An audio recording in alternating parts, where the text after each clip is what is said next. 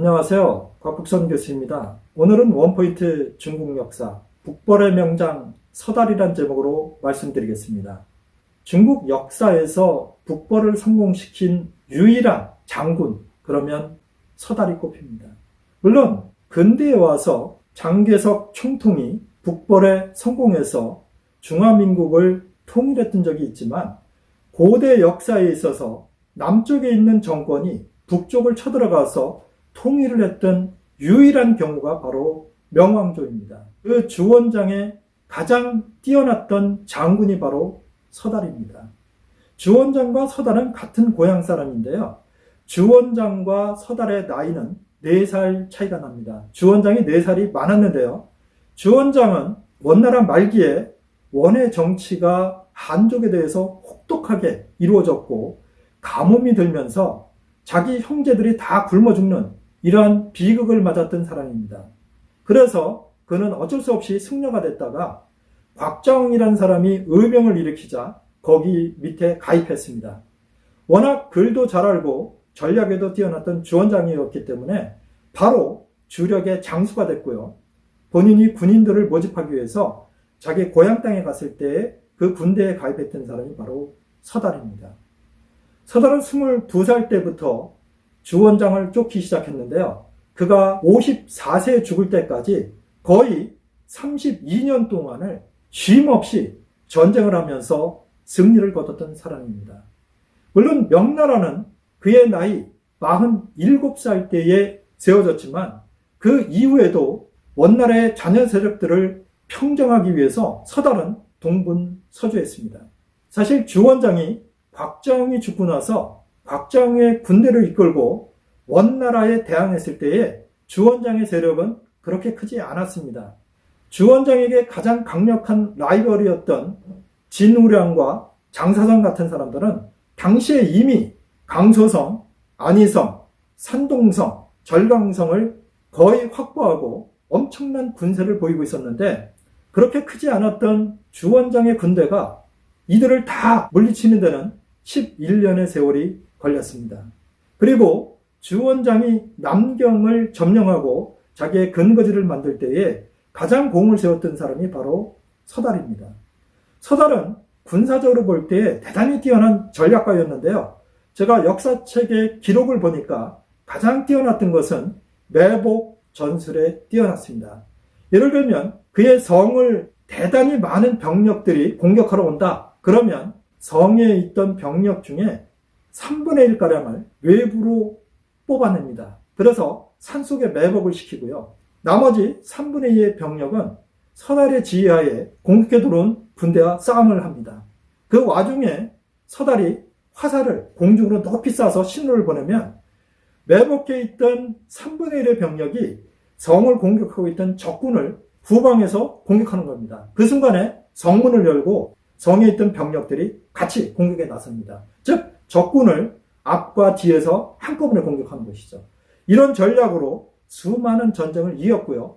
본인이 상대편을 공격하러 가면 반대의 전략을 썼습니다. 3분의 1의 병력을 후방에 산속에 매복시키고 본인은 3분의 2만 끌고 가서 성 밑에서 전쟁을 치릅니다. 그러면서 어느 정도 시간이 되면 도망을 갑니다. 거짓으로 도망가는 것이죠. 상대편이 여기서 섬멸하려고 쫓아서 나옵니다. 그러면 정말 정신없이 도망가는 모습을 보여주면 이들이 신나서 쫓아오는데 그 순간에 산에 있던 병력들이 내려와서 이들을 가운데에다 포위합니다. 그리고 도망가던 서달의 군대가 다시 되돌아서서 이들을 마치 독 속에 갇힌 쥐처럼 만들어서 공략하는 전법을 썼는데요. 서달은 거의 100전 100승했습니다.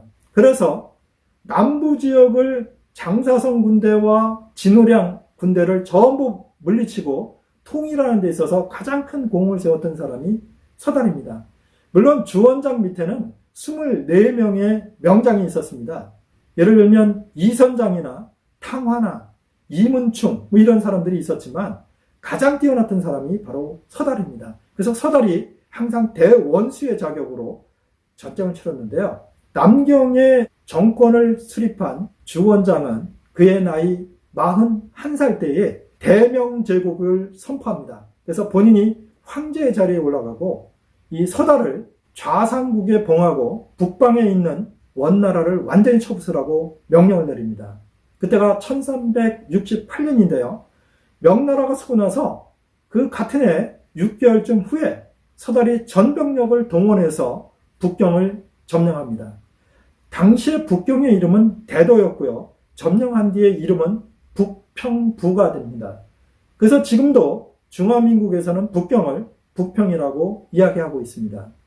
이 명나라 때부터 북경은 북평이라고 불렸는데요.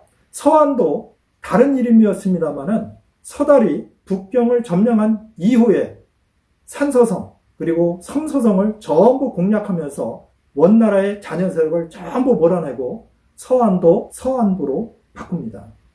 그래서 서달이 했던 놀라운 일은 남쪽 지역에 있던 의병을 전부 다 규합했고 반대하는 세력들을 전부 물리쳐서 남부를 통일했을 뿐만 아니라 북경을 공략하고 북부 지역을 전부 통일하는 것을 거의 다 서달이 했다고 해도 과언이 아닙니다.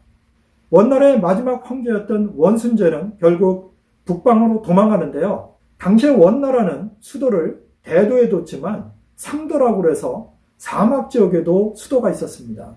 거기까지 서달이 공격해 들어갑니다. 하지만 서달은 원순제를 생포할 수 있는 기회가 있었지만 한쪽 귀퉁이를 열어서 원순제가 도망가도록 합니다. 그러자 그와 같이 전쟁터에 나갔던 상우춘이 이해하지 못하겠다는 표정으로 원수께서는 왜 원의 황제를 놓아주십니까? 이렇게 물어봅니다. 그러니까 서달이 웃으면서 생각해봐라. 황제를 내가 어떻게 죽이겠느냐. 아직도 원의 잔여 세력이 있기 때문에 그를 죽이는 것은 위험하다. 또 하나는 내가 생포할 수는 있지만 생포하면 결국 남경으로 데리고 가야 되는데 남경에 있는 황제께서 이를 왕으로 만들어서 데리고 있겠느냐 아니면 별도의 지역을 줘서 그가 다스리게 하겠느냐 이것 역시 어려운 문제이다. 그리고 그가 황제였기 때문에 그를 저자에서 처형하기도 어렵다. 그렇기 때문에 내가 황제에게 어려움을 주지 않고 또 원의 자녀 세력의 원망을 듣지 않기 위해서 그에게 길을 열어줬던 것이다. 이렇게 설명을 했습니다. 이런 걸 보면 서달은 비록 배운 것은 없지만 천성적으로 전략에 있어서 뛰어났고 전술에도 뛰어났던 명장임을 알 수 있습니다. 주원장은 그의 아들인 나중에 영락제가 됩니다마는 며느리를 서달의 딸로 삼고 그 주체의 또 동생의 며느리도 서달의 딸로 삼습니다. 그래서 서달의 딸 둘은 하나는 나중에 황후가 되고요. 하나는 왕비가 되는데요. 그러면 서달은 부귀영화를 누렸을까요? 사실 주원장은 서달을 나의 만리장성이다. 이렇게 공개적으로 평가하고 가장 높은 지위에 올려주었지만 서달의 나이 49살 때에 호유용의 반란 사건이 일어납니다. 물론 호유용은 반란하려고 그랬던 게 아닌 걸로 보입니다만은 어쨌건 기록에는 그 당시에 승상이었던 호유용이 주원장에게 반기를 들읍니다. 그래서 그 가족이 전부 다 몰살당하는데요. 그것을 본 서달은 주원장이 자기의 공신들도 언제든지 처형할 수 있다는 것을 알게 됐습니다. 그래서 그는 자진해서 원나라의 잔여 세력을 처부수는 그 일을 맡았고 북경을 여러 번 오가면서 전쟁을 치렀습니다. 하지만 그의 나이 54세 때에 어려서부터 전쟁터에 입었던 상처로 인해서 이 등창이 늘 발생했는데요. 이 등창이 도지면서 집에 누워있게 됐습니다. 남경에 그의 자택에 누워 있었는데요. 주원장이 어의를 보냅니다. 그래서 어의가 등창을 확인하고 나서 황제에게 이렇게 이야기합니다. 그의 등창은 낳기 어렵습니다. 저희가 최선을 다해서 치료하겠지만 쉽지 않습니다. 이렇게 이야기를 했습니다. 그러자 주원장이 구운 거위고기를 보냅니다. 이 뜻이 뭔지 좀 궁금하시죠? 서달은 어려서부터 거위를 별로 좋아하지 않았습니다. 그리고 거위만 먹으면 우리를 치면 알레르기 반응을 보였기 때문에 주원장이 일부러 구운 거위고기를 보냈던 것입니다. 그걸 본 서달은 눈치를 챘습니다. 아, 나보고 죽으라는 소리구나. 주원장이 왜 그랬을까요? 당시에 서달은 권력이 굉장했을 뿐만 아니라 상승장군이었기 때문에 그리고 군대에서도 인기가 높았기 때문에 주원장은 위험하다고 봤던 것입니다.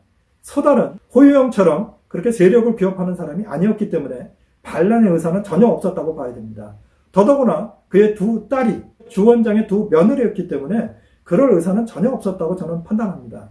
어쨌건 주원장은 자기 아들인 황태자 주표를 굉장히 사랑했는데요. 당시 주표는 굉장히 뛰어난 사람이었습니다. 31살의 나이였지만 주원장은 마음이 놓이지 않았습니다.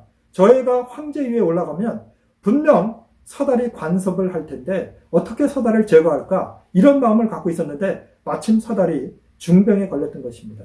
그래서 구운 거위고기를 보냈고 그 뜻을 알아차린 서달은 궁을 향해서 절을 한 뒤에 거위고기를 먹고 병이 완전히 도져서 며칠 후에 죽습니다. 그런데 더 놀라운 것은 주원장이 서달이 죽자 조회를 파했습니다. 그뿐만 아니라 주원장이 직접 서달의 사가에 가서 상가를 조문했습니다. 이 뜻은 무엇일까요? 대외적으로는 내가 이렇게 서달을 아꼈다는 것을 보여주는 것이고요. 또 한편으로는 서달과 같이 마음을 먹고 있었던 그 동료들에 대해서 경고를 한 것입니다. 아무리 서달이지만 황제의 뜻에 조금이라도 어긋나면 너희도 서달과 같은 꼴이 된다. 이런 걸 보여줬던 것입니다. 겉으로는 울면서 조문을 했지만 그러한 표시를 했던 게 주원장입니다. 사실 주표가 죽고 나서 주원장은 그의 손자로 황태손을 삼습니다. 그리고 황태손에게 문제가 될 만한 공신들을 제거하기 시작했습니다.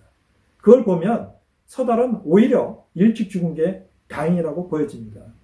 그의 아들들도 꽤 많았는데요. 위국공의 자리를 이어받았던 큰아들의 결말은 좋지 않았습니다. 그는 영락제에 의해서 제거가 됐지만 영락제 부인, 즉 황후가 서달의 딸이었기 때문에 다른 아들들은 무사하게 벼슬길에 남아 있었습니다. 중국 역사에서 보면 토사구팽이란 말이 상당히 유행하는데요. 주원장이 그렇게 32년 동안 본인을 위해서 남부통일, 북부통일하고 명나라를 위해서 목숨을 바쳤지만 결국 의심을 거두지 못하고 거위를 내려보내서 그 거위를 먹고 서달이 죽게 되는데요. 저는 이것을 보면서 전제 왕조 그리고 지금의 시대에도 이 권력이 너무 커지면 제거를 당할 수 있는 명분을 주게 된다는 걸 알게 되었습니다. 중국 역사에서 드물게 북벌에 성공했고 명왕조를 세워줬던 명장 중에 명장이었지만 그의 말년은 그렇게 아름다웠다고 보기는 어렵습니다. 하지만 후대가 잘 되었기 때문에 그는 그래도 저승에서나마 위안을 얻었으리라고 생각합니다. 오늘은 중국 역사에서 유일하게 북벌에 성공했던 성승 장군이자 명나라 최고의 명장이었던 서달에 관한 이야기를 드렸습니다. 다음번에는 좀 더 재미있고 유익한 이야기로 찾아뵙겠습니다. 시청해 주셔서 감사합니다.